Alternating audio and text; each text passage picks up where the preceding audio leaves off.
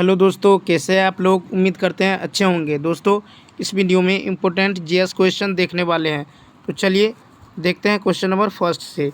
इससे पहले आप लोग लास्ट तक जरूर बने रहिएगा। तो चलिए देखते हैं question number first. Question number first है कि 1 रुपये के नोट पर किसका साइन होता है। Whose signature is on 1 rupee note. A option है वित्त सचिव का, बी है यानी आरबीआई के गवर्नर का, सी है बोथ एंड बी, डी है नन ऑफ दीज। तो देखिए इसका राइट आंसर होगा ए ऑप्शन यानी वित्त सचिव का। 1 रुपये के नोट पर किसका साइन होता है, वित्त सचिव का। और देखिए 1 रुपये का नोट जो है कौन छापता है, तो ये छापता है वित्त मंत्रालय। कौन छापता है, वित्त मंत्रालय। ठीक है, वित्त मंत्रालय। ठीक है, अब चलिए इससे रिलेटेड फैक्ट देखते हैं। तो देखिए 1 रुपये, ठीक है, यहाँ पे है 1 रुपये। ठीक है, 1 रुपये। तो 1 रुपये का नोट जो है, 1 रुपये का नोट ये कौन छापता है, तो 1 रुपये का नोट जो है ये कौन छापता है, तो ये छापता है वित्त मंत्रालय। कौन छापता है, वित्त मंत्रालय। ठीक है, 1 रुपये का नोट कौन छापता है, वित्त मंत्रालय। ठीक है, और साइन किनका होता है, तो साइन होता है वित्त सचिव का। ठीक है, वित्त सचिव का, वित्त सचिव का साइन होता है 1 रुपये के नोट पर। ठीक है, अब चलिए देखते हैं। देखिए जब आरबीआई एक्ट कब आया था, आरबीआई अधिनियम, आरबीआई अधिनियम। ठीक है, आरबीआई अधिनियम, आरबीआई एक्ट कब आया था, तो यह आया था 1934 में। कब आया था, 1934 में। ठीक है, तो आरबीआई जो है ये 2 रुपये, ठीक है, 2 रुपये से लेकर, ठीक है, 2 रुपये से लेकर 10,000, 2 रुपये से लेकर 10,000 तक का नोट, ठीक है, तक के नोट, ठीक है, तक के नोट जो है छापते हैं। ठीक है, 2 रुपये से लेकर 10,000 तक के नोट छापते हैं। ठीक है, कौन छापते हैं, तो ये आरबीआई, ठीक है, छापते हैं आरबीआई। ठीक है, उसके बाद देखिए इस पे साइन किसका होता है, तो इस पे साइन होता है, इस पे साइन होता है आरबीआई के गवर्नर का। ठीक है, आरबीआई, ठीक है, आरबीआई के गवर्नर का। ठीक है, इस पे साइन किसका होता है, तो इस पे साइन होता है आरबीआई के गवर्नर का। ठीक है, आरबीआई के गवर्नर। ठीक है, तो आप चलिए देखते हैं इससे रिलेटेड नेक्स्ट फैक्ट। और देखिए क्वाइन एक्ट जो आया था, ठीक है, क्वाइन एक्ट, क्वाइन एक्ट कब आया था, तो क्वाइन एक्ट 2011 के अनुसार, ठीक है, भारत में जो है, भारत में जो है, ठीक है, भारत में कितने मूल्य वर्ग, ठीक है, भारत में कितने मूल्य वर्ग, ठीक है, भारत में कितने मूल्य वर्ग, ठीक है, कितने मूल्य वर्ग तक के सिक्कों को जारी कर सकता है, तो 10,000, 1,000। ठीक है, 1,000। ठीक है, तो क्वाइन एक्ट 2011 के अनुसार जो है भारत में 1,000, ठीक है, 1,000 तक के सिक्कों को जारी करने की अनुमति है। ठीक है, अब चलिए नेक्स्ट फैक्ट देखते हैं। देखिए भारत में जो है, भारत में यानी भारत में सिक्का जो है कहाँ कहाँ ढलता है। ठीक है, भारत में सिक्का कितने जगहों पे ढलता है, या जिसे टकसाल कहते हैं। ठीक है, टकसाल। तो भारत में सिक्का जो है कितने जगहों पे ढलता है, तो 4 जगहों पे। ठीक है, कहाँ कहाँ, तो देखिए एक तो कोलकाता, ठीक है, कोलकाता में। ठीक है, उसके बाद देखिए कोलकाता, उसके बाद मुंबई, ठीक है, मुंबई, मुंबई में, उसके बाद हैदराबाद, मुंबई, हैदराबाद, ठीक है, हैदराबाद, हैदराबाद, और जो है सो नोएडा में। यहाँ पे तो नोएडा, ठीक है, नोएडा में। तो देखिए भारत में जो है टकसाल, क्या भारत में सिक्का कितने जगहों पे ढलता है, तो 4 जगहों पे। तो एक तो कोलकाता हो गया, ठीक है, उसके बाद मुंबई, उसके बाद हैदराबाद और नोएडा, हैदराबाद और नोएडा। ठीक है, अब देखिए इसकी पहचान क्या है। इसकी यदि पहचान की बात करें, जैसे कोलकाता में तो कोलकाता में जो सिक्का ढलता है उस पर जो आपको कोई साइन देखने को नहीं मिलेगा। ठीक है, नो साइन। ठीक है, इस पर कोई साइन नहीं देखने को मिलेगा। ठीक है, और मुंबई में जो है इस पर डायमंड का चिन्ह रहेगा। ठीक है, किसका, डायमंड। ठीक है, डायमंड का चिन्ह रहेगा। तो मुंबई में जो सिक्का ढलता है, ठीक है, तो उस पर डायमंड का साइन आपको देखने को मिलेगा। वहीं हैदराबाद में किसका चिन्ह रहता है, तो स्टार का चिन्ह रहता है। किसका रहता है, स्टार का चिन्ह रहता है। स्टार का चिन्ह कहाँ रहता है, तो स्टार का चिन्ह रहता है हैदराबाद में। ठीक है, और नोएडा में जो सिक्का ढलता है तो उस पर डॉट का रहेगा, सिग्नेचर, किस साइन रहेगा, ठीक है, किसका, तो डॉट का, ठीक है, डॉट का साइन रहता है। तो ये इतनी बातों को याद रखना है। तो चलिए देखते हैं नेक्स्ट क्वेश्चन। चलिए देखिए नेक्स्ट क्वेश्चन है कि भारत का प्रथम विधि अधिकारी कौन होता है, यानी who is the first law officer of India. देखिए ए ऑप्शन है महान्यायवादी, बी ऑप्शन है राष्ट्रपति, सी है प्रधानमंत्री और डी है नन ऑफ दीज। तो भारत का प्रथम विधि अधिकारी होता है महान्यायवादी। तो इसका ए ऑप्शन क्या होगा, राइट होगा। ए ऑप्शन क्या होगा, राइट होगा। ठीक है, अब देखिए भारत के महान्यायवादी की नियुक्ति, ठीक है, भारत के महान्यायवादी की नियुक्ति, ठीक है, की नियुक्ति कौन करता है, तो ये राष्ट्रपति, ठीक है, कौन करता है, तो राष्ट्रपति के द्वारा किया जाता है। ठीक है, उसके बाद महान्यायवादी न तो संसद का सदस्य होता है और न ही मंत्रिमंडल का सदस्य होता है। तो देखिए महान्यायवादी जो होता है, महान्यायवादी जो होता है, ठीक है, महान्यायवादी, ठीक है, तो महान्यायवादी जो होता है ये न तो मंत्री, ये न तो संसद, ये न तो संसद का सदस्य होता है, ठीक है, ये न तो संसद का सदस्य होता है और न ही, ठीक है, और न ही मंत्रिमंडल का, और न ही मंत्रिमंडल का सदस्य, ठीक है, मंत्रिमंडल का सदस्य होता है। तो महान्यायवादी जो है कि न ही संसद का सदस्य होता है न ही मंत्रिमंडल का सदस्य होता है। और देखिए भारतीय संविधान के अनुच्छेद 76 यानी आर्टिकल, ठीक है, आर्टिकल 76, ठीक है, तो आर्टिकल 76 के अंतर्गत महान्यायवादी के पद का प्रावधान किया गया है। ठीक है, अनुच्छेद 88 के अनुसार महान्यायवादी और मंत्री किसी भी सदन की बैठक में भाग ले सकता है, ठीक है, ले सकता है, परंतु महान्यायवादी को मत देने का अधिकार नहीं है, ठीक है, मत देने का अधिकार नहीं है। तो देखिए तो महान्यायवादी पद का प्रावधान जो है किस अनुच्छेद में है, तो अनुच्छेद 76 में है, अनुच्छेद 76 में है। और अनुच्छेद 88 के अनुसार महान्यायवादी और मंत्री किसी भी सदन की बैठक में भाग ले सकता है, परंतु महान्यायवादी को मत देने का अधिकार नहीं है। और देखिए महान्यायवादी राष्ट्रपति के प्रसाद पर्यंत अपने पद पर बना रह सकता है। ठीक है, तो महान्यायवादी राष्ट्रपति के प्रसाद पर्यंत अपने पद पर बना रह सकता है। चलिए देखते हैं नेक्स्ट क्वेश्चन।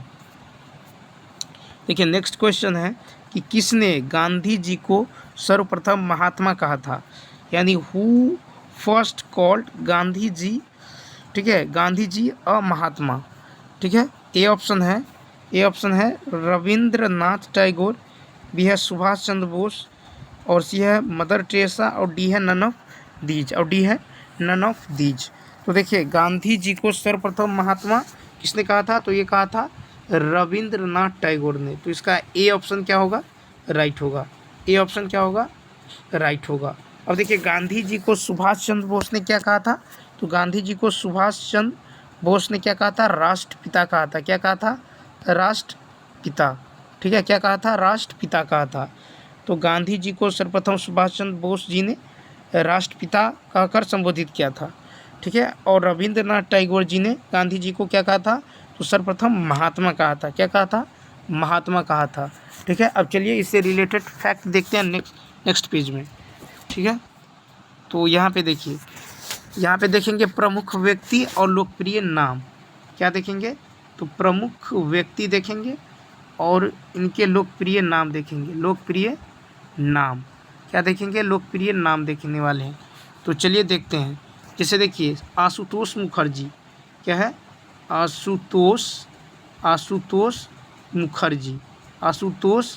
मुखर्जी, तो इनका लोकप्रिय नाम क्या है, बंगाल केसरी। ठीक है, इन्हें क्या कहते हैं, बंगाल केसरी। ठीक है, उसके बाद देखिए टी प्रकाशम, क्या है, टी प्रकाशम, इसका जो है लोकप्रिय नाम क्या है, तो आंध्र केसरी। क्या नाम है, आंध्र केसरी। उसके बाद देखिए एस एस गोवलकर, तो इसका जो लोकप्रिय नाम है यह है गुरुजी। क्या नाम है? गुरुजी। ठीक है, क्या नाम है? गुरुजी। ठीक है, क्या नाम है? गुरुजी। चलिए नेक्स्ट पेज में देखते हैं। अब देखिए, अब है एनी बेसेंट। क्या है? Annie Besant. Annie Besant. इसका जो लोकप्रिय नाम है माता बसंत। इन्हें क्या कहते हैं? माता बसंत। माता बसंत। ठीक है, उसके बाद देखिए mother Teresa. Mother Teresa. Mother Teresa. तो मदर टेरेसा का लोकप्रिय नाम है निर्मल हृदय। क्या नाम है? निर्मल हृदय। निर्मल हृदय। ठीक है, उसके बाद है रविंद्रनाथ टैगोर। क्या है? रविंद्रनाथ टैगोर। रविंद्रनाथ टैगोर। देखिए रविंद्रनाथ टैगोर को क्या कहा जाता है? तो गुरुदेव। गुरुदेव। ठीक है, गुरुदेव। ठीक है, क्या कहा जाता है? गुरुदेव। तो आशुतोष मुखर्जी को बंगाल केसरी, टी प्रकाशम को आंध्र केसरी, एस गोवलकर को गुरुजी। एस गोवलकर को क्या कहते हैं? गुरुजी। और उसके बाद देखिए एनी बेसेंट को माता बसंत। ठीक है, मदर टेरेसा को निर्मल हृदय और रविंद्रनाथ टैगोर को गुरुदेव। ठीक है, अब चलिए देखते हैं नेक्स्ट क्वेश्चन। देखिए नेक्स्ट क्वेश्चन है कि 2023 में बांग्लादेश के नए राष्ट्रपति किसे चुना गया है? Who has been elected as the new president of Bangladesh in 2023? A option है मोहम्मद शहाबुद्दीन चुप्पू। बी ऑप्शन है रामचंद्र पौडेला। सी ऑप्शन है आरिफ अलवी। और डी है नन ऑफ दीज। तो देखिए यानी हाल ही में अप्रैल 2023 में बांग्लादेश के नए राष्ट्रपति के रूप में मोहम्मद शहाबुद्दीन चुप्पू को चुना गया है। तो इसका ए ऑप्शन क्या होगा? राइट होगा। ए ऑप्शन क्या होगा? राइट होगा। ठीक है, ए ऑप्शन क्या होगा? राइट होगा। अब देखिए रामचंद्र पौडेला। ठीक है, रामचंद्र पौडेला ये जो है नेपाल, ठीक है, ये नेपाल देश की क्या है? राष्ट्रपति है। नेपाल की क्या है? राष्ट्रपति। ठीक है, उसके बाद देखिए आरिफ अलवी। आरिफ अलवी ये जो है पाकिस्तान का, ठीक है, पाकिस्तान, ये पाकिस्तान का क्या है? राष्ट्रपति। ठीक है, पाकिस्तान। अब चलिए नेक्स्ट पेज में देखते हैं राष्ट्रपति अन्य देशों के। जैसे देखिए श्रीलंका। तो श्रीलंका का राष्ट्रपति कौन है? तो रानील, ठीक है, कौन है? रानील विक्रम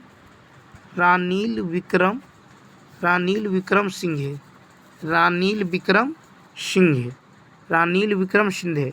ठीक है, ये है श्रीलंका के राष्ट्रपति। म्यांमार, ठीक है, म्यांमार। तो म्यांमार के राष्ट्रपति है यू विन मिंट। कौन है? You Win Myint. ये म्यांमार के क्या है? तो राष्ट्रपति हैं। ठीक है, नेपाल के कौन है? तो नेपाल के राष्ट्रपति है रामचंद्र। ठीक है, रामचंद्र पौडेला। ये कहाँ का है? तो ये है नेपाल। ठीक है, और बांग्लादेश के मोहम्मद शहाबुद्दीन चुप्पू। ठीक है, तो चलिए देखते हैं नेक्स्ट क्वेश्चन। और देखिए नेक्स्ट क्वेश्चन है कि द्वितीय पंचवर्षीय योजना किस मॉडल पर आधारित है? इन विच स्टेट डिड दी, देखिए इंग्लिश में जो है टाइपिंग ये गलत है। ठीक है, देखिए द्वितीय पंचवर्षीय योजना किस मॉडल पर आधारित है? ए ऑप्शन है PC Mahalanobis model. B option है, देखिए इसका राइट आंसर हो, अब सी ऑप्शन है बोथ एंड बी, और डी है नन ऑफ दीज। ठीक है, बी ऑप्शन है हेरोल्ड डोमर मॉडल। ठीक है, और सी है बोथ एंड बी, और डी है नन ऑफ दीज। तो द्वितीय पंचवर्षीय योजना जो है ये पीसी महालनोबिस मॉडल पर आधारित है। पीसी महालनोबिस मॉडल पर क्या है? आधारित है। ठीक है, और प्रथम पंचवर्षीय योजना जो है, प्रथम पंचवर्षीय योजना ये जो है हेरोल्ड, ठीक है, हेरोल्ड डोमर मॉडल पर आधारित है। ठीक है, हेरोल्ड डोमर मॉडल पर आधारित है। ठीक है, अब चलिए इससे रिलेटेड फैक्ट देखते हैं। अब देखिए प्रथम पंचवर्षीय योजना का कार्यकाल, प्रथम पंचवर्षीय योजना, ठीक है, इसका कार्यकाल, ठीक है, तो इसका जो है कार्यकाल कार्यकाल जो है यह है 1951 से 1956। ठीक है, तो प्रथम पंचवर्षीय योजना कार्यकाल है 1951 से 1956। और ये किस मॉडल पे आधारित है? ठीक है, तो ये है हेरोल्ड, ठीक है, Harold Domar model, Harold Domar model पे आधारित है। ठीक है, उसके बाद देखिए नेक्स्ट, और देखिए नेक्स्ट पेज में देखते हैं।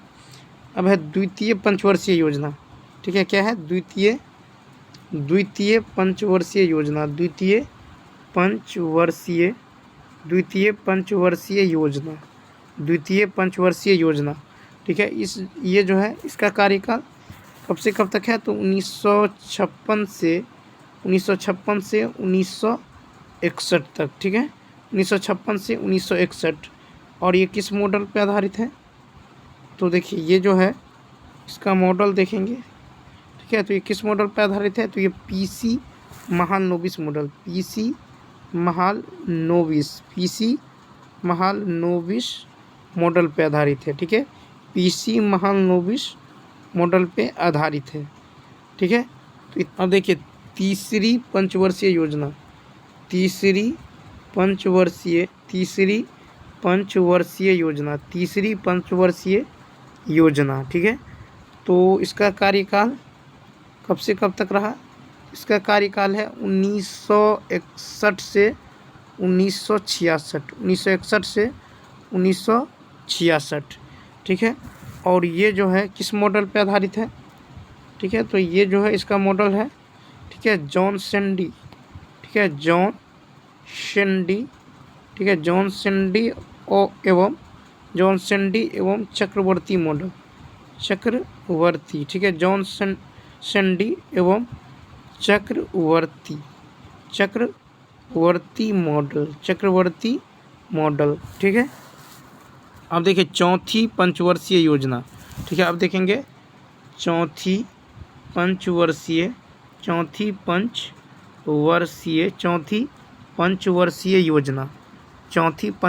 योजना। तो इसका जो कार्यकाल है, इसका कार्यकाल कब से कब तक है? देखिए, तो इसका कार्यकाल है 1969 से 1974। ठीक है, तो फोर्थ पंचवर्षीय योजना, चौथी पंचवर्षीय योजना का कार्यकाल है 1969 से 1974। और देखिए ये जो है किस मॉडल पे आधारित है? तो ये है गार्डगिल। ठीक है, गार्डगिल। ठीक है, गार्डगिल मॉडल पे, ठीक है, गार्डगिल मॉडल पे ये आधारित है। ठीक है, तो देखिए याद रखना है कि प्रथम पंचवर्षीय योजना का कार्यकाल 1951 से 1956 किस मॉडल पे? तो हेरोल्ड डोमर मॉडल। द्वितीय पंचवर्षीय योजना का कार्यकाल 1956 से 1961, और ये है इसका मॉडल है पीसी महालनोबिस मॉडल। तीसरी पंचवर्षीय योजना है 1961 से, ठीक है, 1961 से 1966, John Sandy and Chakravarty model. ठीक है, उसके बाद देखिए चौथी पंचवर्षीय योजना का कार्यकाल है 1969। ठीक है, 1969 से 1974, और ये गार्डगिल मॉडल पे आधारित है। ठीक है, अब चलिए देखते हैं नेक्स्ट क्वेश्चन। ठीक है, नेक्स्ट क्वेश्चन है कि मुंडा विद्रोह किस राज्य में हुआ था? In which state did the Munda rebellion takes place? A option है झारखंड, बी है गुजरात, सी है बोथ एंड बी, और डी है नन ऑफ दीज। देखिए मुंडा विद्रोह जो है ये कहाँ हुआ था? तो ये झारखंड में हुआ था। कहाँ हुआ था? झारखंड में हुआ था। ठीक है, और इससे संबंधित व्यक्ति है बिरसा मुंडा। कौन है? बिरसा मुंडा। कौन है? तो ये है बिरसा मुंडा। ठीक है, बिरसा मुंडा। ठीक है, अब चलिए इससे रिलेटेड फैक्ट देखते हैं। तो देखिए मुंडा विद्रोह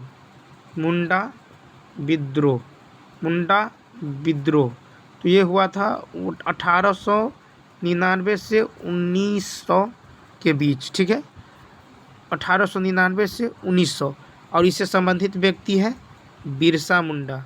ठीक है, बिरसा मुंडा। ठीक है, बिरसा मुंडा। ठीक है, और ये कहाँ हुआ था? तो झारखंड। ठीक है, झारखंड में, झारखंड। ठीक है, तो मुंडा विद्रोह जो है ये झारखंड से संबंधित है, ठीक है। इससे संबंधित व्यक्ति है बिरसा मुंडा, ठीक है। और इसका जो समय है 1899 से 1900। अब चलिए देखते हैं इससे रिलेटेड फैक्ट। देखिए रंपा विद्रोह, रंपा विद्रोह, तो रंपा विद्रोह जो है ये कब, इसका समय है 1822 से, ठीक है, 1822 से 1824। रंपा विद्रोह कब हुआ था? तो 1822 से 1824 के बीच, ठीक है। ये संबंधित है आंध्र प्रदेश से, आंध्र प्रदेश से, ठीक है। तो रंपा विद्रोह कहाँ हुआ था? आंध्र प्रदेश में। कब? तो 1822 से 1824 के बीच, ठीक है। तो ये हो गया रंपा विद्रोह। अब देखिए संथाल विद्रोह, क्या है? संथाल विद्रोह, संथाल विद्रोह। तो संथाल विद्रोह ये कब से कब तक? तो 1855 से 1856 के बीच। संथाल विद्रोह 1855 से 1856 के बीच, ठीक है। और ये जो हुआ था, ये जो है झारखंड में हुआ था, ठीक है। संथाल विद्रोह झारखंड में। कहाँ हुआ था? तो झारखंड में, ठीक है। कहाँ हुआ था? झारखंड में, ठीक है। कहाँ हुआ था? तो झारखंड में, ठीक है। तो संथाल विद्रोह इसका जो टाइम है 1855 से 1856, और किस राज्य में हुआ था? तो झारखंड में हुआ था, ठीक है। उसके बाद देखिए, उसके बाद है नेक्स्ट पेज में देखते हैं कोल विद्रोह, कोल विद्रोह, कोल विद्रोह, ठीक है। तो कोल विद्रोह कब से? तो 1831 से 1832 के बीच, ठीक है। 1831 से 1832। और इसका नेतृत्व किसने किया था? तो इसका नेतृत्व क्या था? बुद्धो भगत, ठीक है। ये कहाँ हुआ था कोल विद्रोह? तो महाराष्ट्र में। कहाँ हुआ था? महाराष्ट्र, ठीक है, महाराष्ट्र में। तो कोल विद्रोह कहाँ हुआ था? महाराष्ट्र में, ठीक है। उसके बाद देखिए, उसके बाद है किसान विद्रोह, किसान विद्रोह, ठीक है। किसान विद्रोह जिसे रामोसी विद्रोह भी कहते हैं, ठीक है। रामोसी विद्रोह ये किससे संबंधित है? किसान विद्रोह से। तो ये कहाँ हुआ था? तो ये भी महाराष्ट्र में ही हुआ था। कहाँ हुआ था? महाराष्ट्र में, लेकिन ये वेस्ट महाराष्ट्र यानी पश्चिमी महाराष्ट्र में। कहाँ हुआ था? तो ये हुआ था पश्चिमी महाराष्ट्र में, ठीक है। पश्चिमी कहाँ हुआ था? तो पश्चिमी महाराष्ट्र में हुआ था रामोसी विद्रोह, जो संबंधित है किसान विद्रोह से, ठीक है, किसान विद्रोह से। तो देखिए ये जो रामोसी विद्रोह हुआ था, कब हुआ था? तो रामोसी विद्रोह हुआ था 1822 में। कब हुआ था? 1822 में। तो चलिए देखते हैं नेक्स्ट क्वेश्चन। देखिए नेक्स्ट क्वेश्चन है अजमेर शरीफ का निर्माण किसने कराया था? Who built Ajmer Sharif? A option है इल्तुतमिश, बी है मोहम्मद बिन तुगलक, सी है बोथ एंड बी, और डी है नन ऑफ दीज, ठीक है। और डी क्या है? नन ऑफ दीज है। तो देखिए इसका ए ऑप्शन क्या होगा? राइट होगा, यानी अजमेर शरीफ का निर्माण किसने कराया था? तो इल्तुतमिश ने, ठीक है, इल्तुतमिश ने। तो अजमेर शरीफ, और देखिए अजमेर जो है ये कहाँ है? तो राजस्थान में, ठीक है। ये कहाँ है? राजस्थान में है। कहाँ है? राजस्थान में। चलिए इससे रिलेटेड फैक्ट देखते हैं। तो देखिए अजमेर, ठीक है, अजमेर शरीफ, ठीक है, अजमेर शरीफ का निर्माण कराया था इल्तुतमिश ने, ठीक है, इल्तुतमिश ने, ठीक है। और अजमेर कहाँ है? तो अजमेर है राजस्थान में। कहाँ है? राजस्थान में। कहाँ है? तो यह है राजस्थान में। और देखिए मोहम्मद, ठीक है, मोहम्मद बिन तुगलक,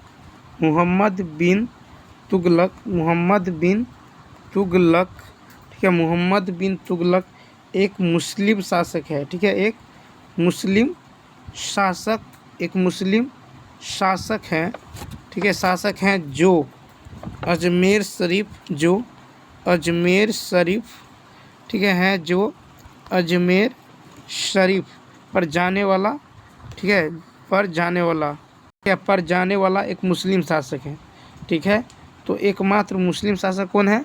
तो यह है मोहम्मद बिन तुगलक, जो अजमेर शरीफ पर जाने वाला पहला मुस्लिम शासक साबित हुआ, ठीक है।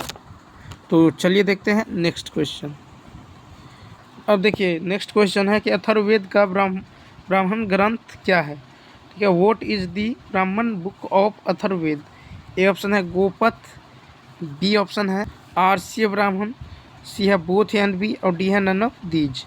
तो देखिए अथर्ववेद का ब्राह्मण ग्रंथ है गोपथ। क्या है? गोपथ। तो इसका ए ऑप्शन क्या होगा? राइट होगा। और आर्ष्य ब्राह्मण ये जो है सामवेद का है। किसका है? तो सामवेद। ठीक है, सामवेद का ब्राह्मण ग्रंथ है। ठीक है, और अथर्ववेद का क्या है? गोपथ है। क्या है? गोपथ। अब देखिए इस नेक्स्ट पेज में देखते हैं। और देखिए ऋग्वेद का, ठीक है, ऋग्वेद, तो ऋग्वेद का ब्राह्मण ग्रंथ, ठीक है, ऋग्वेद का ब्राह्मण ग्रंथ क्या है? तो यह है ऐतरेय। क्या है? ऐतरेय है। क्या है? ऐतरेय। ठीक है, ऐतरेय। अब देखिए यजुर्वेद, तो यजुर्वेद का ब्राह्मण ग्रंथ है क्या है? तो यह है शतपथ। क्या है? शतपथ है यजुर्वेद का। ठीक है, और ऋग्वेद का क्या है? तो ऐतरेय है।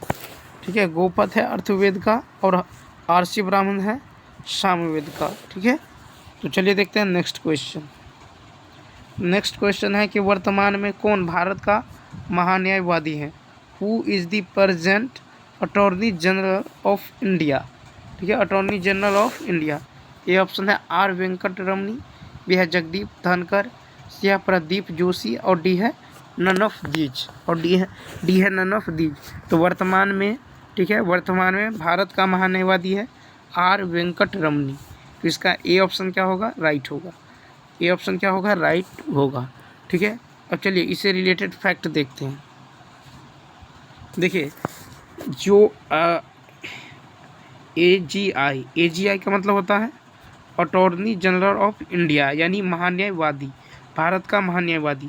तो भारत का जो महान्यायवादी होता है, तो देखिए एजीआई जो होता है, यानी भारत के जो महान्यायवादी होता है वो भारत सरकार का मुख्य कानूनी सलाहकार होता है। क्या होता है? तो ये मुख्य कानूनी सलाहकार, ठीक है, मुख्य कानूनी सलाहकार होता है, मुख्य कानूनी सलाहकार। ठीक है, तो भारत सरकार का मुख्य कानूनी सलाहकार कौन होता है? तो ये होता है महान्यायवादी। कौन होता है? महान्यायवादी होता है। ठीक है, और सुप्रीम कोर्ट में भारत सरकार का प्रमुख वकील कौन होता है? तो ये होता है महान्यायवादी। ठीक है, महान्यायवादी होता है। ठीक है, और देखिए महान्यायवादी के पद, ठीक है, और वेतन, ठीक है, ये राष्ट्रपति के अनुसार नियमित होता है। ठीक है, और देखिए संयुक्त अधिवेशन में इनका जो रोल होता है, तो संयुक्त अधिवेशन में ये तो भाग लेते हैं लेकिन मत नहीं करते हैं, यानी वोट नहीं डालते हैं। ठीक है, वोट नहीं डालते हैं। अब देखिए भारत के पहले, ठीक है, भारत के पहले महान्यायवादी कौन थे? तो MC शीतलवार। कौन थे? MC शीतलवार जो है ये भारत के पहले अटॉर्नी जनरल ऑफ इंडिया, यानी भारत के पहले महान्यायवादी कौन है? तो MC शीतलवार। ठीक है, MC शीतलवार। अब देखिए ये कब से कब तक रहा? तो ये 1950 से 1963। ठीक है, 1950 से 1963 तक। ठीक है, इसका कार्यकाल 1950 से 1963। और देखिए भारत का सर्वोच्च विधि अधिकारी कौन होता है? तो भारत का महान्यायवादी। ठीक है, तो भारत के महान्यायवादी जो क्या होता है? तो भारत का सर्वोच्च विधि अधिकारी। ठीक है, भारत का सर्वोच्च विधि अधिकारी, भारत का सर्वोच्च विधि अधिकारी कौन होता है? तो ये होता है भारत का महान्यायवादी। तो भारत का महान्यायवादी क्या होता है? तो ये भारत का सर्वोच्च विधि अधिकारी होता है। ठीक है, और आर्टिकल 76 में, ठीक है, आर्टिकल 76 में इसके पद का, ठीक है, उल्लेख है। ठीक है। और ये जो है इसकी नियुक्ति कौन करता है, तो राष्ट्रपति, ठीक है। इनकी जो नियुक्ति होता है ये राष्ट्रपति के द्वारा ही होता है, ठीक है। अब चलिए देखते हैं नेक्स्ट क्वेश्चन। देखिए नेक्स्ट क्वेश्चन है कि उपराष्ट्रपति का कार्यकाल कितने वर्षों का होता है। How many years is the tenure of the vice president. A option है 5, बी है 6, सी है 4 और डी है नन ऑफ दीज, और डी है नन ऑफ दीज, ठीक है। तो उपराष्ट्रपति का कार्यकाल कितने वर्षों का होता है, 5 वर्षों का। तो इसका ए ऑप्शन क्या होगा, राइट होगा।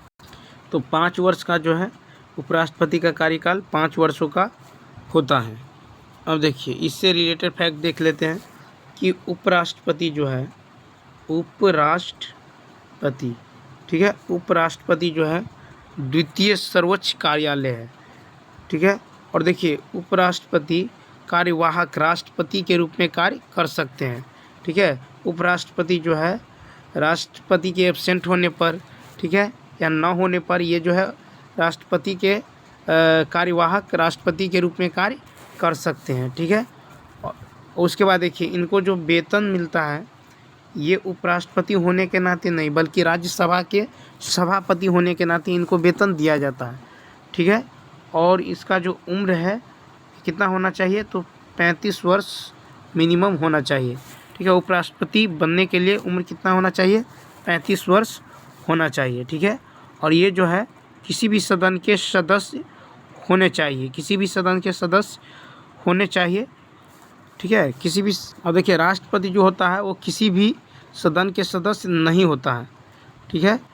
तो राष्ट्रपति को किसी भी सदन के सदस्य नहीं होना चाहिए, ठीक है। क्या नहीं होना चाहिए, तो किसी भी सदन के सदस्य नहीं होना चाहिए, ठीक है। और देखिए इन्हें राज्यसभा में, ठीक है, राज्यसभा में जो है चुने जाने की योग्यता होनी चाहिए, ठीक है। राज्यसभा में चुने जाने की योग्यता होनी चाहिए, ठीक है। और इनके लिए प्रस्तावक जो है, इनके लिए राष्ट्रपति के लिए प्रस्तावक जो है, प्रस्तावक होता है 20, ठीक है। प्रस्तावक कितना होता है 20, और अनुमोदक कितना होता है, तो अनुमोदक भी होता है 20, ठीक है। राष्ट्रपति के लिए, उपराष्ट्रपति के लिए अनुमोदक होना चाहिए 20 और प्रस्तावक भी 20 ही होना चाहिए, ठीक है। और बताइए कि चुनाव में भाग लेने वाले, तो राष्ट्रपति के चुनाव में भाग कौन कौन ले सकता है, तो राज्यसभा और लोकसभा के मनोनीत, ठीक है, राज्यसभा और लोकसभा के मनोनीत और निर्वाचित सदस्य, ठीक है। उसके बाद देखिए उपराष्ट्रपति के कार्यकाल की समाप्ति की, ठीक है, समाप्ति के अंदर उपराष्ट्रपति के कार्यकाल की समाप्ति के अवधि के अंदर ही अगले उपराष्ट्रपति का निर्वाचन होना चाहिए, ठीक है। इसके लिए फिक्स डे कितना है, तो फिक्स डे है 60 दिन, ठीक है। यानी उपराष्ट्रपति के कार्यकाल समाप्ति की अवधि के अंदर ही 60 दिनों के अंदर अगले उपराष्ट्रपति का निर्वाचन होना चाहिए, ठीक है। अगले उपराष्ट्रपति का निर्वाचन होना चाहिए। अब चलिए नेक्स्ट पेज में देखते हैं संगम स्थान से रिलेटेड फैक्ट। इसे देखिए धौली गंगा, ठीक है, धौली गंगा और, ठीक है, धौली गंगा और अलकनंदा, धौली गंगा और अलकनंदा का संगम स्थान क्या है, तो संगम स्थान है विष्णु प्रयाग। क्या है, विष्णु प्रयाग। तो धौली गंगा और अलकनंदा का संगम स्थान क्या है, विष्णु प्रयाग है, ठीक है। अब इसी तरह देखिए अलकनंदा और पिंडार का संगम स्थान, तो अलकनंदा और पिंडार का संगम स्थान क्या है, तो कर्णप्रयाग। क्या है, कर्णप्रयाग। क्या है, तो कर्णप्रयाग है, ठीक है। उसी बात देखिए अलकनंदा और मंदाकिनी,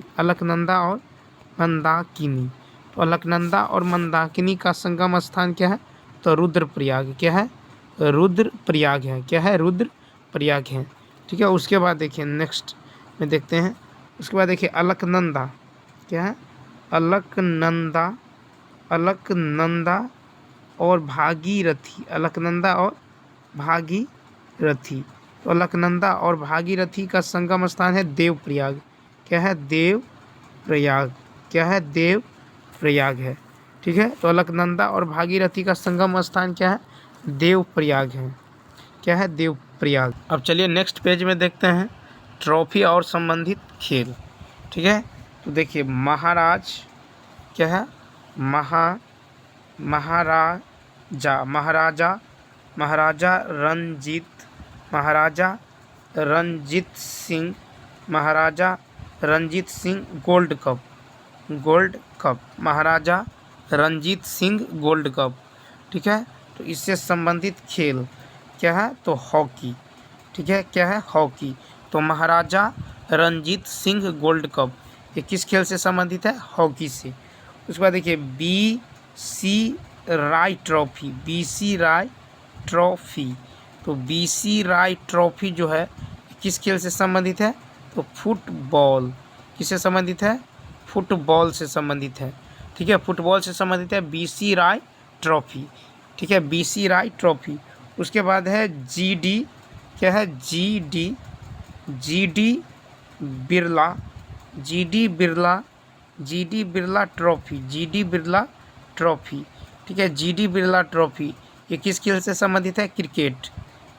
ठीक है, ये जो है क्रिकेट खेल से संबंधित है GD बिरला ट्रॉफी। ठीक है, GD बिरला ट्रॉफी। ठीक है, GD बिरला ट्रॉफी। उसके बाद देखिए जयलक्ष्मी, जयलक्ष्मी, जयलक्ष्मी, जयलक्ष्मी कप, जयलक्ष्मी कप ये किस खेल से संबंधित है? तो table tennis, table tennis, table tennis. ठीक है, ये संबंधित है टेबल टेनिस से। उसके बाद है अमृत, अमृत दीवान कप, अमृत दीवान कप, अमृत दीवान कप ये किस खेल से संबंधित है? तो बैडमिंटन से। किससे है? बैडमिंटन, बैडमिंटन, बैडमिंटन से।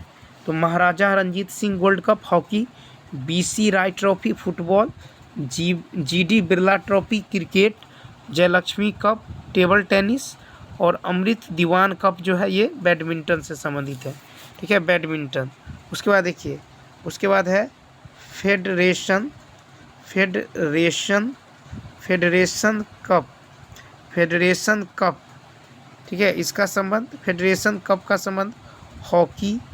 ठीक है, फेडरेशन कप का संबंध hockey football, hockey football, hockey football और बास्केटबॉल, हॉकी फुटबॉल और बास्केटबॉल से हैं। ठीक है, से हैं। तो फेडरेशन कप का संबंध हॉकी फुटबॉल और बास्केटबॉल से हैं। इतनी बातों को याद रखना है। तो चलिए नेक्स्ट पेज में देखते हैं वाद्य यंत्र और इनके वादक। ठीक है, जैसे देखिए सितार, सितार वादक। ठीक है, सितार वादक यानी सितार कौन कौन बजाते थे? तो देखिए एक है उमा शंकर, उमा शंकर, उमा शंकर मिश्र, उमा शंकर मिश्र। ठीक है, सितार वादक है उमा शंकर मिश्र। उसके बाद है पंडित रविशंकर। क्या है? पंडित रवि शंकर ये भी सितार वादक है। उसके बाद है बंदे हसन। क्या है? बंदे हसन, बंदे हसन। तो सितार वादक है उमा शंकर मिश्र, पंडित रविशंकर और बंदे हसन। अब देखिए तबला वादक, तबला वादक यानी तबला कौन कौन बजाते हैं? ठीक है, तो तबला वादक हो गया गुदई, गुदई महाराज, गुदई महाराज तबला वादक है गुदई महाराज।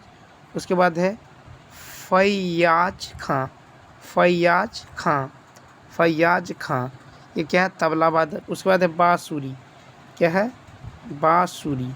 ठीक है, क्या है? बांसुरी। तो देखिए बांसुरी वादक कौन है? तो राजेंद्र, बांसुरी वादक है राजेंद्र प्रसन्ना, राजेंद्र प्रसन्ना। ठीक है, राजेंद्र प्रसन्ना। उसके बाद है एन लीला, एन लीला। ठीक है, एन लीला। तो बांसुरी वादक है राजेंद्र प्रसन्ना और एन लीला। ठीक है, उसके बाद देखिए सरोद वादक, क्या है सरोद, सरोद। तो सरोद वादक कौन कौन है? तो देखिए सरोद वादक है बुद्ध सेन, क्या है बुद्ध सेन। सरोद वादक है बुद्ध सेन दास गुप्ता, क्या है बुद्ध सेन दास गुप्ता, ये है सरोद वादक। उसके बाद है अली अकबर खां, क्या है अली अकबर खां, अली अकबर खां, अली अकबर खां, ये किससे संबंधित है? सरोद से। उसके बाद है संतूर वादक, संतूर। तो संतूर वादक जो है इससे संबंधित कौन है? संतूर वादक है भजन, भजन सोपोरी, भजन सोपोरी, भजन सोपोरी, शिव कुमार शर्मा, शिव कुमार शर्मा, शिव कुमार शर्मा, शिव कुमार शर्मा। ठीक है, तो संतूर वादक है भजन सोपोरी, शिव कुमार शर्मा।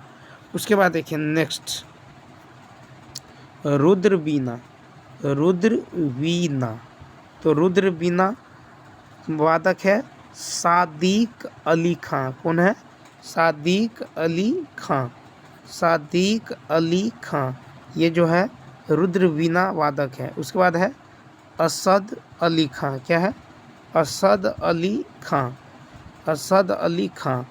ठीक है, तो रुद्र वीणा है सादिक अली खां, रुद्र वीणा वादक सादिक अली खां, असद अली खां। ठीक है, उसके बाद देखिए उसके बाद है बांसुरी वादक है राजेंद्र प्रसन्ना और एन लीला, एन लीला। अब देखिए खुसरो, अब देखिए खुसरो को क्या कहा जाता है? खुसरो। ठीक है, खुसरो को क्या कहा जाता है? तो खुसरो को क्या कहा जाता है? खुसरो को कहा जाता है तोता ए हिंद।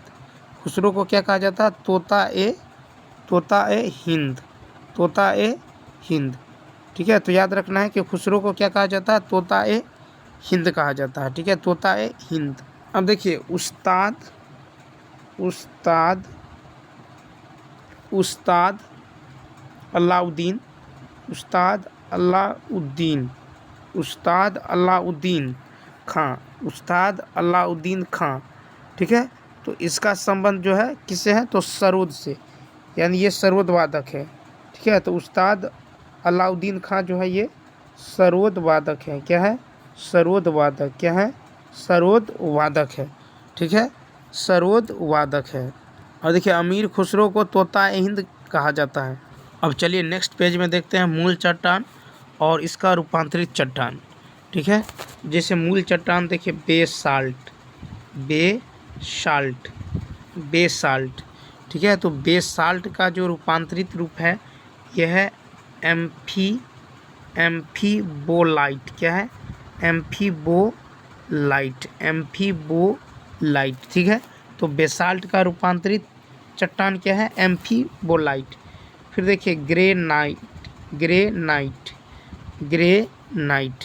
तो ग्रेनाइट का जो है, ग्रेनाइट का जो है रूपांतरित चट्टान है सिस्ट, क्या है सिस्ट, क्या है सिस्ट। ठीक है, तो ग्रेनाइट, तो ग्रेनाइट का जो है सॉरी ग्रेनाइट का है नीस, क्या है ग्रेनाइट का नीस है। ठीक है, ग्रेनाइट का क्या है? तो नीस है, नीस। ग्रेनाइट का क्या है? नीस। ठीक है, ग्रेनाइट, ग्रेनाइट, तो ग्रेनाइट का क्या है? नीस है। ठीक है, ग्रेनाइट का रूपांतरित चट्टान रूप क्या है? तो नीस है। ठीक है, फिर देखिए बेसाल्ट। ठीक है, बेसाल्ट, इसका रूपांतरित चट्टान है सिस्ट, क्या है सिस्ट। तो बेसाल्ट का एक तो है एम्फीबोलाइट और एक है सिस्ट। और ग्रेनाइट का रूपांतरित चट्टान है क्या है? नीस, क्या है नीस। उसके बाद देखिए चूना पत्थर, चूना पत्थर, चूना पत्थर। तो चूना पत्थर का रूपांतरित रूप क्या है? तो यह संगमरमर, क्या है संगमरमर, संगमरमर। ठीक है, क्या है संगमरमर। उसके बाद है बलुआ। ठीक है, बलुआ पत्थर, क्या है बलुआ पत्थर। तो बलुआ पत्थर, ठीक है, बलुआ पत्थर का क्या है? तो बलुआ पत्थर का है क्वार्टजाइट, क्या है क्वार्टजाइट, क्वार्टजाइट, क्वार्टजाइट।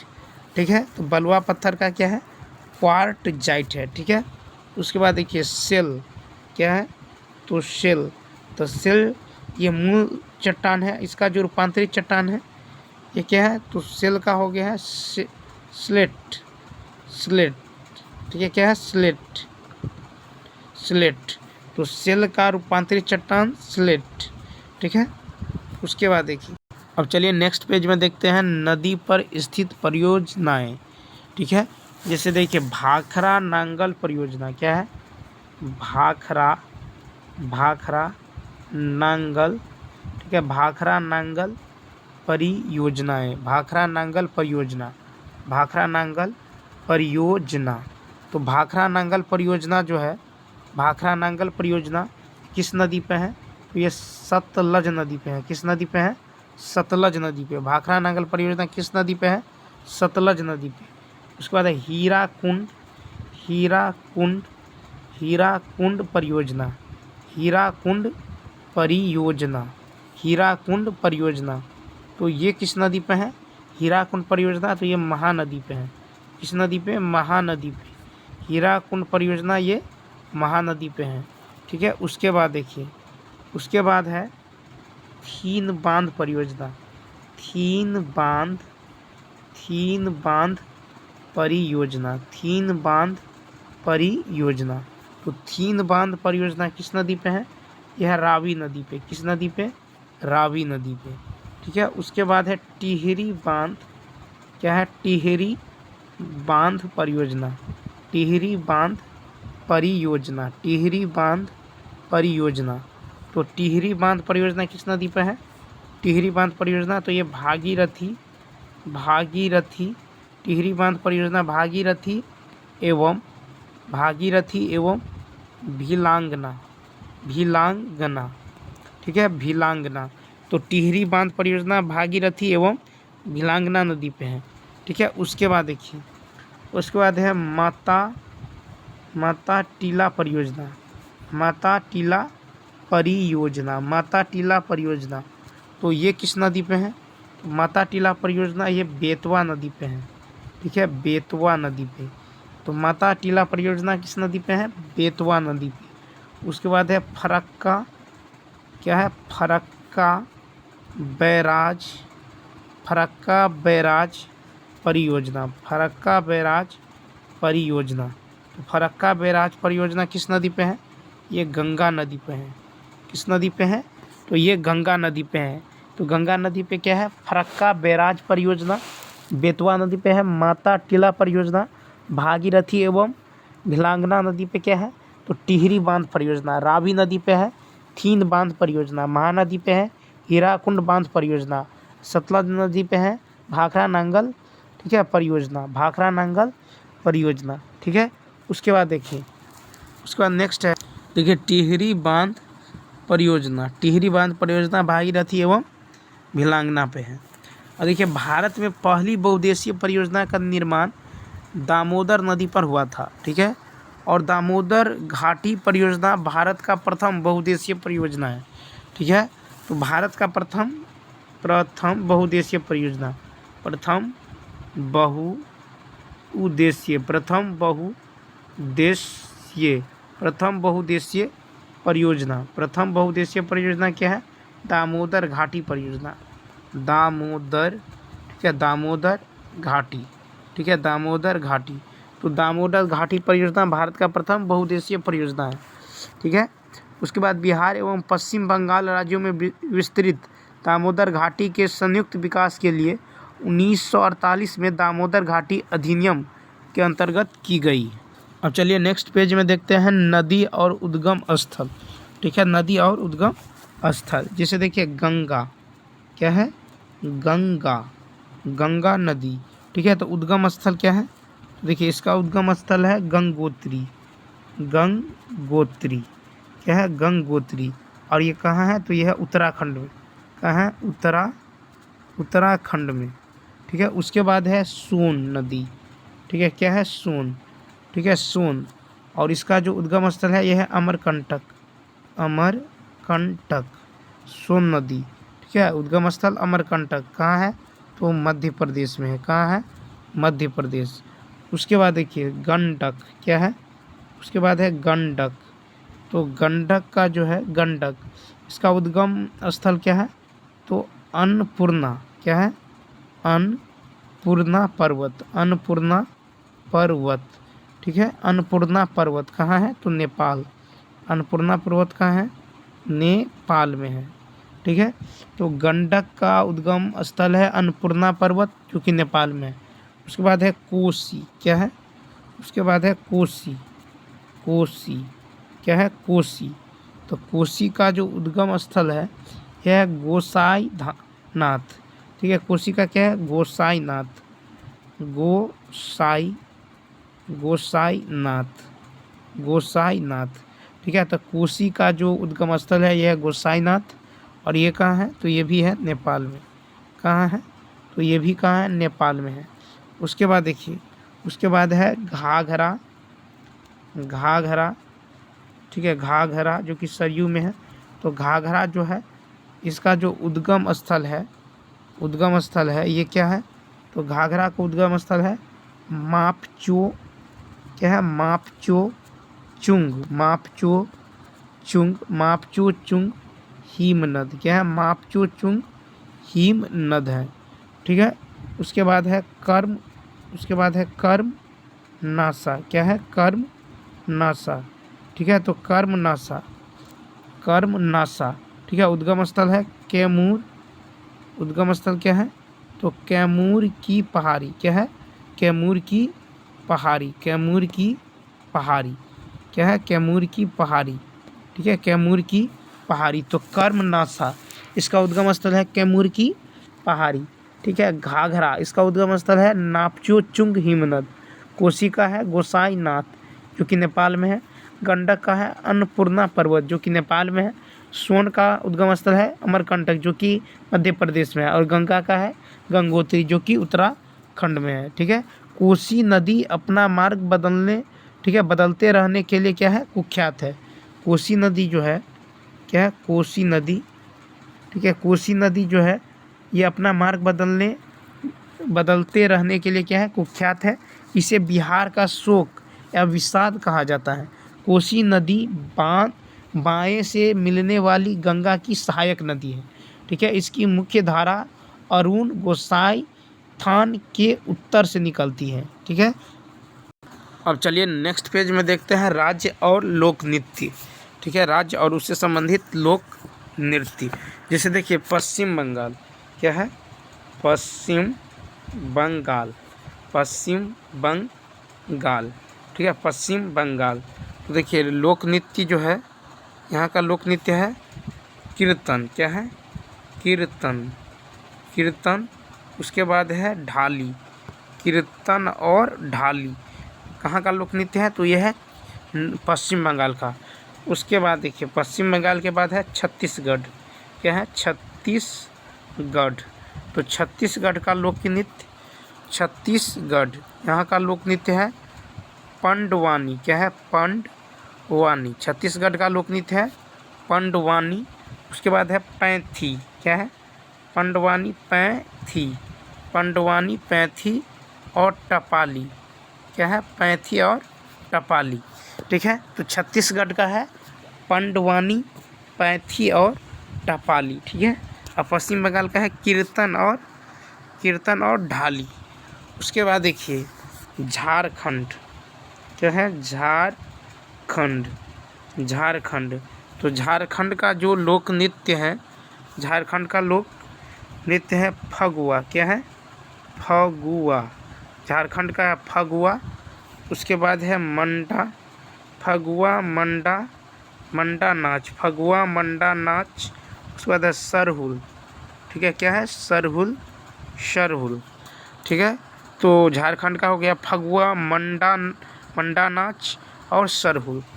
उसके बाद देखिए मेघालय।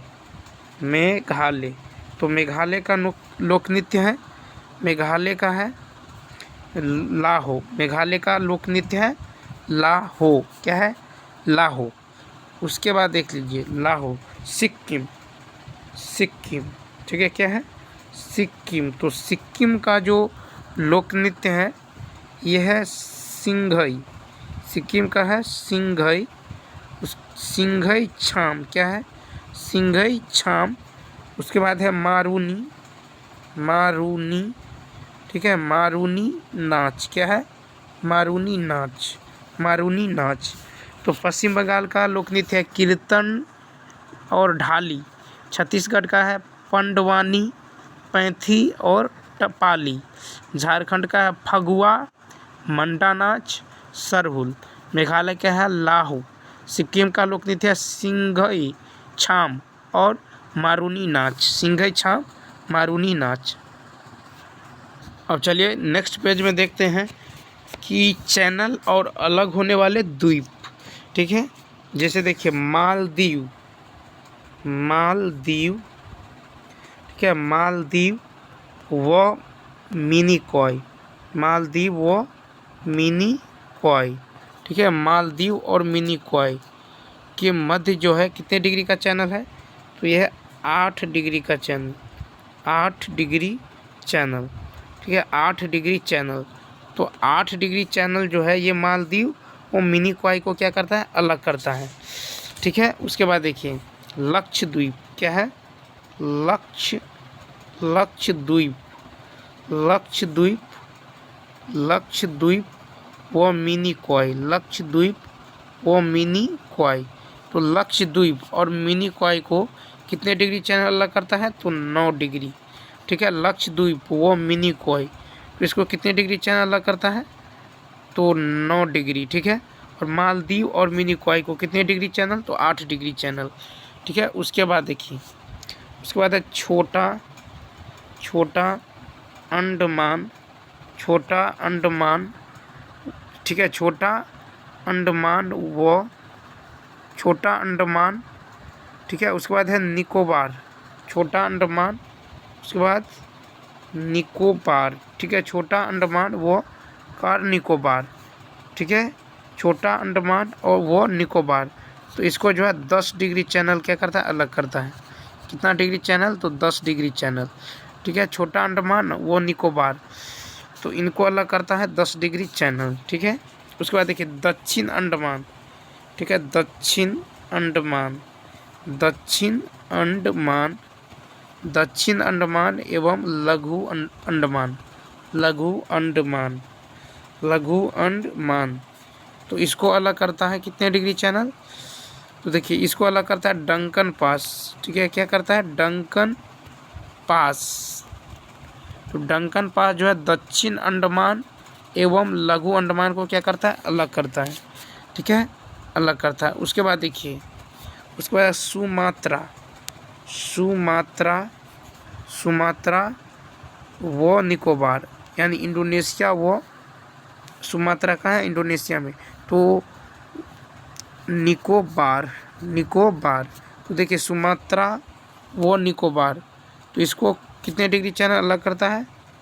तो देखिए इसे ग्रैंड चैनल, ठीक है, ग्रैंड चैनल, ग्रैंड चैनल अलग करता है, ठीक है। कितने, कौन सा चैनल? तो ग्रैंड चैनल अलग करता है, ठीक है, अलग करता है। वहीं भारत और श्रीलंका को पाक जलडमरू मध्य जल मार्ग पृथक करता है, ठीक है। भारत और श्रीलंका, भारत और श्रीलंका, तो भारत और श्रीलंका को जो है ये पाक जल डमरू मध्य, पाक जल डमरू मध्य, जल डमरू मध्य, तो पाक और जल डमरू मध्य ये अलग करता है भारत और श्रीलंका को। अब चलिए नेक्स्ट पेज में देखते हैं स्टील प्लांट और सहयोगी देश। जैसे देखिए बोकारो स्टील प्लांट, ठीक है, Bokaro, Bokaro steel, Bokaro steel plant, ठीक है, Bokaro steel plant. Bokaro steel plant जो है ये पूर्व सोवियत संघ, ठीक है, इसमें सहयोगी देश है पूर्व सोवियत संघ, पूर्व सोवियत संघ यानी रूस, ठीक है। तो बोकारो स्टील प्लांट जो कहाँ है? तो ये है झारखंड में। कहाँ है? झारखंड में। बोकारो स्टील प्लांट कहाँ है? झारखंड में। इसमें सहयोगी देश है पूर्व सोवियत संघ, ठीक है। उसके बाद देखिए भिलाई स्टील प्लांट, क्या है? Bhilai Bhilai steel plant, Bhilai steel plant, ठीक है, भिलाई स्टील प्लांट। ये कहाँ है? तो ये है छत्तीसगढ़ में। कहाँ है? छत्तीसगढ़ में। तो भिलाई स्टील प्लांट कहाँ है? छत्तीसगढ़ में है, ठीक है, छत्तीसगढ़ में। और इसका जो सहयोगी देश है तो ये भी है पूर्व सोवियत संघ। क्या है? पूर्व सोवियत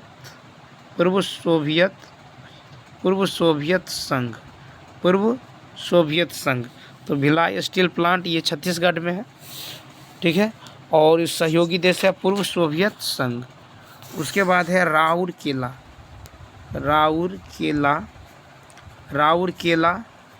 स्टील प्लांट, तो राउरकेला स्टील प्लांट ये कहाँ है? तो ये ओडिशा में है, ठीक है। कहाँ है? ओडिशा में। कहाँ है? ओडिशा में। तो राउरकेला स्टील प्लांट है ओडिशा में, और इसमें सहयोगी देश है पश्चिमी जर्मनी,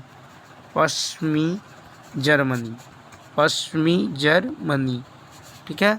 तो राउरकेला स्टील प्लांट जो कि ओडिशा में है, ठीक है, और इसके सहयोगी देश है पश्चिमी जर्मनी। उसके बाद देखिए दुर्गापुर स्टील प्लांट, तो दुर्गापुर स्टील प्लांट जो कहाँ है? तो ये वेस्ट बंगाल में है, वेस्ट बंगाल यानी पश्चिम बंगाल में, ठीक है। कहाँ है? पश्चिम बंगाल में, ठीक है। उसके बाद देखिए इसमें सहयोगी देश है ब्रिटेन, ठीक है, इसमें सहयोगी देश ब्रिटेन है, ठीक है। उसके बाद देखिए दुर्गापुर और लौह एवं इस्पात संयंत्र ब्रिटिश सहयोग से स्थापित किया गया है, ठीक है।